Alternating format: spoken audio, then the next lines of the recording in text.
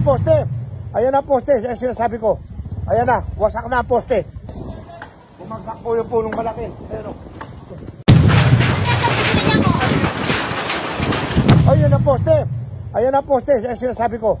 Ayan na. Wasak na ang poste. Bumagsak po yung punong malaki. Ayan o. Ayan po. Kita-kita nyo naman po ang kapitbahay namin. Wasak-wasak na ang mga bakod. Kawawa-kawawa naman po ang may-ari niyan. Panginoon, iligtas niyo po kami, Panginoon.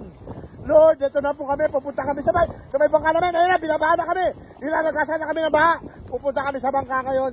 Titingnan namin, iti-check namin kung ligtas ang kalagayan ng bangka. Alam niyo ba halaga ng bangka ko? 1.3 million ang halaga ng aking bangka. Kaya sana, ligtas po ang ating bangka. Ayan na nga, sinasabi ko, Panginoon. Halos lahat ng madaanan namin. Halos lahat ng madaanan namin wasak. Pati mga yero, mga bakod, lahat, mga pananim, ubos, lahat. Grabe naman yan. Grabe, wasak na, pati poste. Wasak, mga wire. Naku, napakadelikado nito, napakalaking sagutin ng nito, paleko ng kuryente.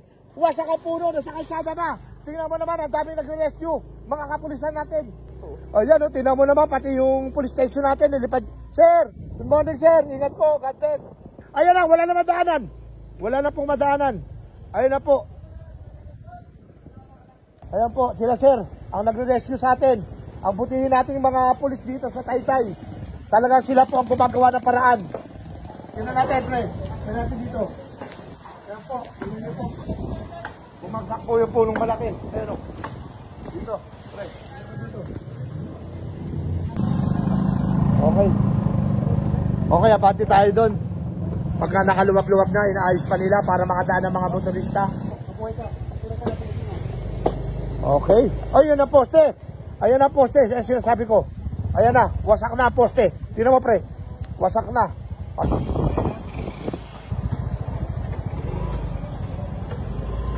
Aray po. Ayan po, bago kami makalusot. Talagang sinuho ko namin yung poste bumagsak. Tara. Okay, nandito na tayo ngayon sa pantalan ng bangka natin. Ang nag-iisang bangka dito sa Taytay, Palawan. Ayun na lang ang natirang bangka. Tingnan mo naman. At tibay, salamat Panginoon. At ligtas ang bangkang Mikmik. Alam nyo naman pong napakamahal namin yung bangka na yan. Dahil ayan po ay naipundar namin.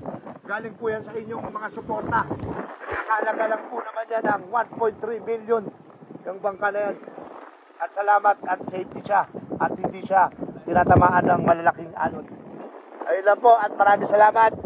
Update po tayo mamaya. Pupuntahan natin ang mga nasalanta ng bagyo.